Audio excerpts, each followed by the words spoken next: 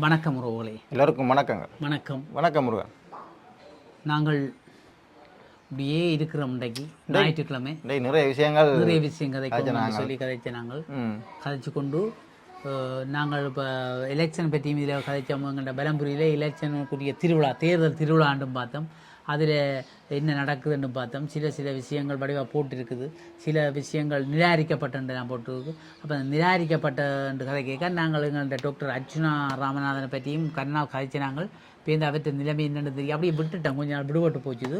அப்போ அவர் இன்றைக்கு அவர் நேற்று ஒரு முடிவெடுத்த பற்றி ஏதோ கிடந்தது. அதை தான் நான் பார்த்துட்டு கொஞ்சம் கவலையாக தான் கிடந்தது. என்னென்னு சொன்னால் என்ன அவற்றை இதுவும் நிராகரிக்கப்பட்டிருக்கு. நிறைய இடங்களில் முழுக்க தான் நிராகரிக்க நினைக்கிறேன். பருத்துறை ஒன்று தான் அவற்றை அங்கீகரிக்கப்பட்டதாக இருக்கலாம். மற்ற எல்லாம் நிராகரிப்பு செய்யப்பட்டிருக்கு. அந்த நிராகரிப்பு செய்யப்பட்டதுக்கான காரணங்கள் அதோடு எல்லாம் நாங்கள் இப்போ அலச தேவையில்லை. அது தேர்தல் திணைக்களம் எடுத்த முடிவு. அந்த தேர்தல் திணைக்களம் எடுத்த முடிவு சரியோ புளியோன்றது அந்தந்த கட்சிகள் முடிவெடுக்குது. அந்தந்த கட்சிகள் அவை நீதிமன்றம் நாடி போனால் நீதிமன்றம் சரியான முடிவை எடுக்கும். அது சில வேளை சாதகமாகலாம், பாதகமாகலாம். அது இனி இறைவன் விட்ட வழி இல்லையோ என்று தான் நாங்கள் நினைக்கலாம். அதுக்காக அர்ச்சுனா ராமநாதன் அவர் சோர்ந்து போக இல்லை. நான் நினைச்சேன்னா சோர்ந்து போன ஆண்டு மக்கள் கொஞ்சம் குழம்பினது, கொஞ்சம் புலம்பெயர் மக்கள் எல்லாம் பெரிய கவலைப்பட்டார்கள். கவலைப்பட்டதாக இருந்தது. செய்திகளை பார்த்து தான் சொல்கிறோம். நான் செய்திகளை பார்த்தா புலம்பெயர் தமிழர்கள் ஐயோ தம்பி இப்படி செய்து போட்டார், இப்படி வந்துட்டு ஏன் இப்படி என்று அப்படியெல்லாம் கவலைப்பட்டார்கள். அவர் அர்ச்சுனா ராமநாதன் அவர் டாக்டருடைய காய்ச்சி விட்டுருவோம். டாக்டர் அவர்கள் மன்னிப்பு கேட்டுக்கிறார். 99% தண்ணீரான் பிள்ளை என்று சொல்லியும் இதை என்னை மன்னித்து கொள்ளுங்க என்று சொல்லியும் தான் என்ன சொல்லு ஒற்று மனிதனாக நின்று கொண்டு எத்தனை வீரியத்தான் செய்கிறது இல்லையே. பொறுப்பு கூடி போச்சு, சும்மா கூடி போச்சுது. சும்மா கூடினோடனே எதை செய்கிறது என்ன செய்கிறேன்னு சொல்லி கஷ்டப்பட்டு. மற்றது தங்களுக்கு ஒரு கட்சி அலுவலகம் இல்லையா. அலுவலகம் இல்லாட்டி கௌசல்யா லோயர் தண்ட வீட்டில் யாரோ தண்ட ஃப்ரெண்டை பிடிச்சி செய்கிறது. இவர் தான் இருக்கிற ரூம், இவருக்கும் ஒழுங்கான ரூமும் இல்லை தான். இவர் நிற்கிற இடத்த யாரையோ பிடிச்சி செய்கிறது. வேறு அதில் வேலை செய்தாக்களுக்கு எங்கேயோ நல்லவங்க இருப்பாங்க தான். அவங்கள தனித்தனியாக செய்து கஷ்டப்பட்டு துன்பப்பட்டு தான் இதுக்குள்ளே வந்து ஏதோ முடிச்சிருக்கிறோம். வந்து ஏதோ அவசரப்பட்டு முடிச்சுட்டு போல நடக்குது. அப்படியே போனால் இப்போ அது நிராகரிக்கப்பட்டிருக்கு. அப்போ நிராகரிக்கப்பட்டது சரி, அது நிராகரிக்காச்சாச்சு. இனி அடுத்த கட்டம் பார்க்க வேண்டிய அந்த ஒன்றும் செய்யாது. அப்போ இப்போ சொல்லியிருக்கிறார் என்னென்னா சரி நிராகரிச்சிடணும். ஆனால் நான் அப்படி நிராகரித்த இடங்களுக்கு நாங்கள் இவர் கைந்தரோம் அர்ப்பணம் அவர் இருக்கிறார் தானே, அவருடன் இணைந்து அவருடைய வெற்றிக்காக நாங்கள் பாடுபடுவோம். பதவி அவருக்கு மாநாட்சி ஆட்சி அவருக்கு வரட்டும், ஆட்சி அமைப்பதிலே அவருக்காக நாங்கள் சப்போர்ட்டாக உறுதுணையாக இருப்போம்னு சொல்லியிருக்கிறார். ஆனால் வழக்குகள் சரிவந்து சிலவளை கேட்க வேண்டி வந்தால் அதுக்கு அவர்களுடன் ஒத்துழைத்து போகிறதுக்கு தயார். அதுக்காக அவருக்கு போட் போடணும்னு சொல்லி அனைவே உண்டு. அப்புறம் பருத்துறை தவிர்ந்த ஏனிய எல்லாத்துக்கும் இப்போ அவற்றை அங்கீகரிக்கப்பட்ட இடங்கள்ல அவர் தனியாக கேட்கிறார்.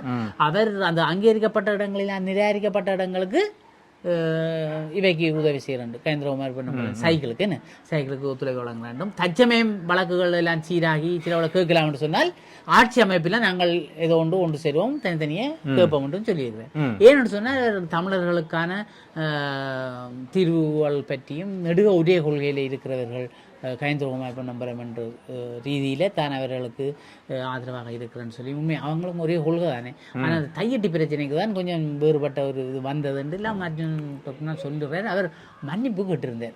புலம்பெயர் மக்கள்கிட்ட நான் மன்னிப்பு கேட்டுக்கொள்கிறேன். மனதார என்னுடைய மன்னிப்பை ஏற்றுக்கொள்ளுங்கள், என்னை மன்னித்துக் கொள்ளுங்கள் பல தடவை, ஒரு தடவை இல்லை 2 தடவை இல்லை பல தடவை மன்னிப்பு கேட்டிருக்கிறேன். தான் செய்த தவறை உணர்ந்துட்டேன். ஆனால் தான் ஒன்றை மட்டும் உணர்ந்தேன், அரசியல் என்பது தந்திரம்தான். இந்த சூழ்ச்சி இந்த பப்படா வேலை சரி வராது, ஓப்பன் வேலை சரி வராது. ஏன்னு சொன்னால் இவர் நினைச்சது எல்லாம் நான் மக்களுக்கு சொல்லணும், எல்லாத்தையும் மக்களுக்கு சொல்லி மக்களுக்கு தெரியப்படுத்தணும்னு யோசிச்சேன். அதை நாங்களே புழுவுப்பட்ட நாங்கள் தானே அப்படியே பாராளுமன்றத்தை பார்க்குறோம், பாராளுமன்றத்தை நடக்கிறேன்னு பார்க்குறோம், கூட்டத்திலேயே நடக்கன்னு பார்க்குறோம். எல்லாம் நாங்களும் சொல்லி டாக்டரை உசுப்பேத்தி அவர் பாவம் அவரும் ஓப்பனாக வலிக்கிறது அவருக்கு அது வீட்டு வைக்கிறதா போச்சு. அவரே சொன்னார், நான் இனி மக்களுக்கு உண்மையாக இருப்பேன், அரசியல்வாதிக்கு நரியாத்தான் இருப்பேன். அரசியல்வாதிகளுக்கு நிறையாத்தான் இருக்க போகிறேன், அதாவது ஒன்றும் செய்யலாது. ஆனால் மக்களுக்கு நான் அதுதானே உண்மை. மக்களுக்காக தான் எல்லா அரசியல்வாதிகளும் போட்டிடுறேன். அப்போ மக்களுக்காக உண்மையாக இருப்பேன், மற்றும்படி கொஞ்சம் கவனமாக தான் இருப்பேன் போய் சொல்லியிருக்கிறேன். சரி, அது சரி, அவர்கிட்ட அது வந்துகொண்டு இருக்கும், அது ஒன்றும் செய்யலாது.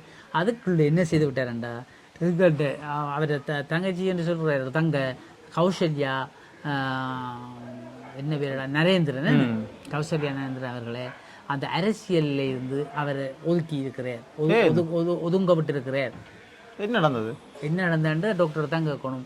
அவர் என்னென்னு சொன்னால் உண்மை என்னென்னு சொன்னால் தன்னை பிரச்சனையை தன்னோட கதைக்கிற விட்டுட்டு ஏன் சும்மா ஒரு பிள்ளை, ஒரு பொம்பளை பிள்ளை, அவளும் ஒரு இளம் பிள்ளை, 82ஆம் ஆண்டாகும் பிறந்தவள்.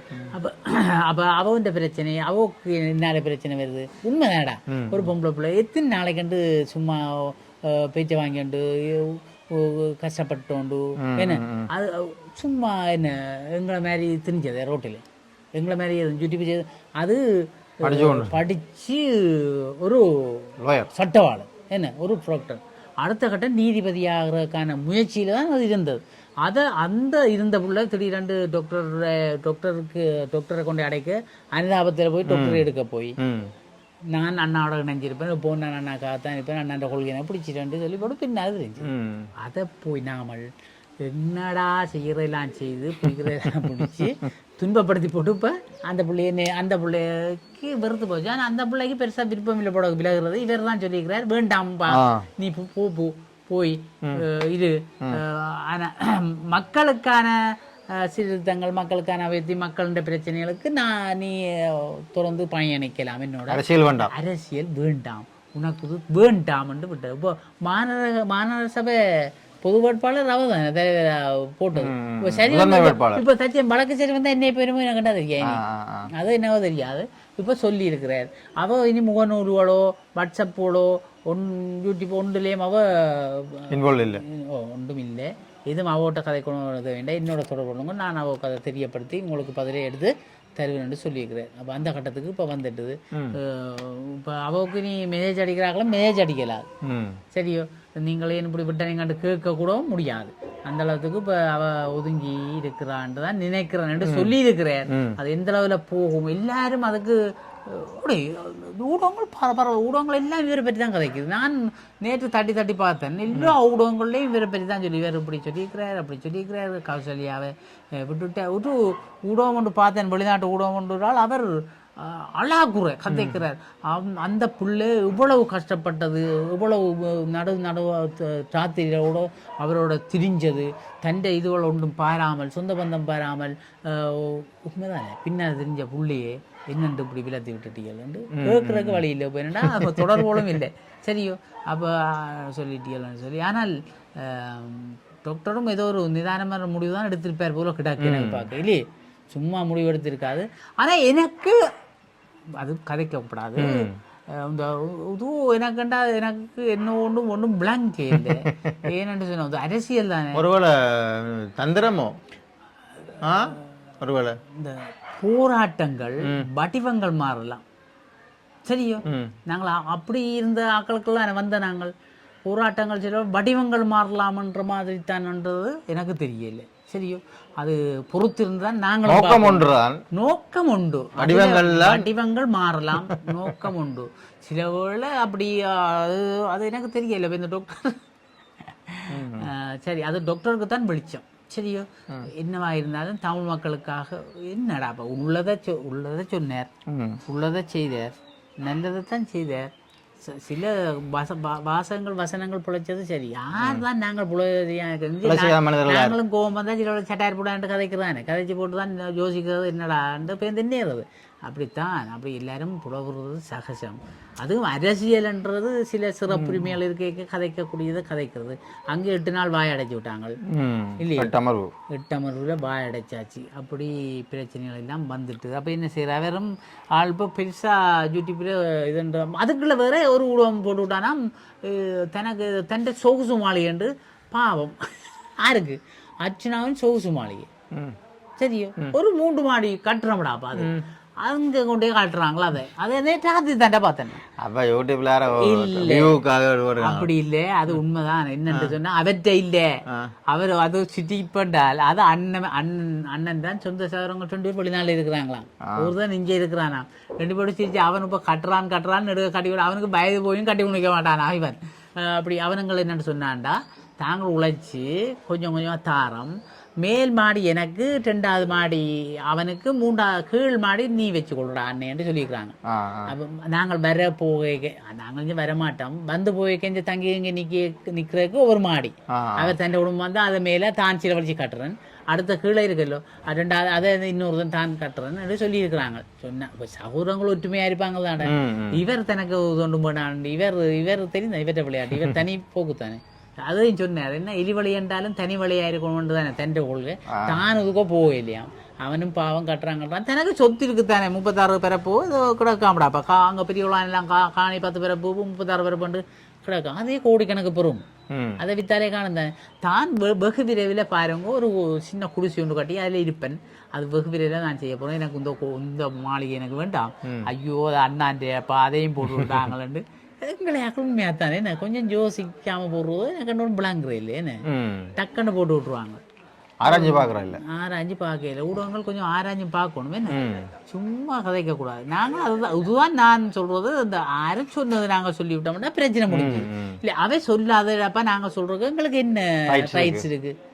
இப்போ டாக்டர் சொன்னதான் நான் சொல்கிறோம், டாக்டர் சொல்லாததை வச்சு கொண்டு நாங்கள் சொல்ல விடுக்கிட்டா அது புல தானே, அது வில்லங்கமாக போகும். டாக்டர் சொல்ல இவன் என்ன நான் சொல்ல எல்லாம் சொல்லி நிற்கிறான்.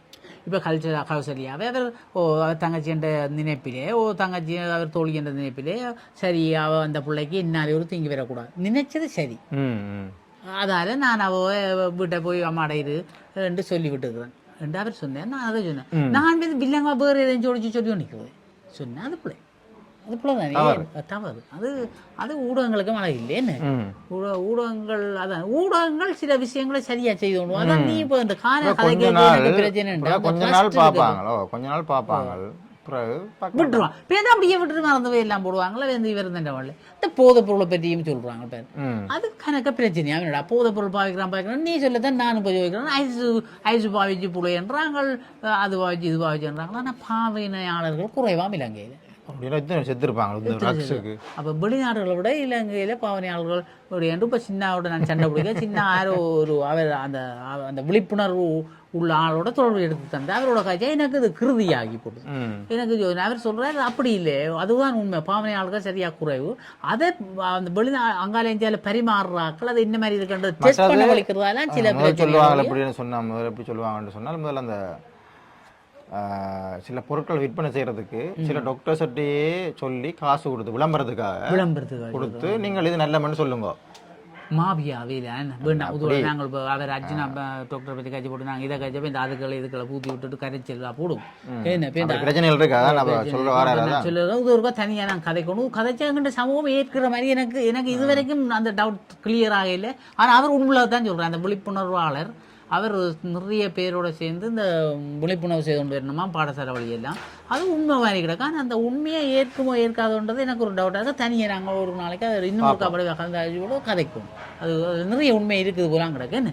அப்போ நாங்கள் டாக்டர் அர்ஜுனா அவர்கள் எடுத்த முடிவு அவருடைய முடிவை நாங்கள் ஒன்றும் செய்யாது, என்ன அவர் தனக்கு நிதானமாக யோசித்து எடுத்த முடிவாக தான் இருக்கும்.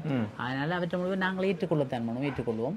மீண்டும் தேவைப்படும் போது தங்க வராது, அது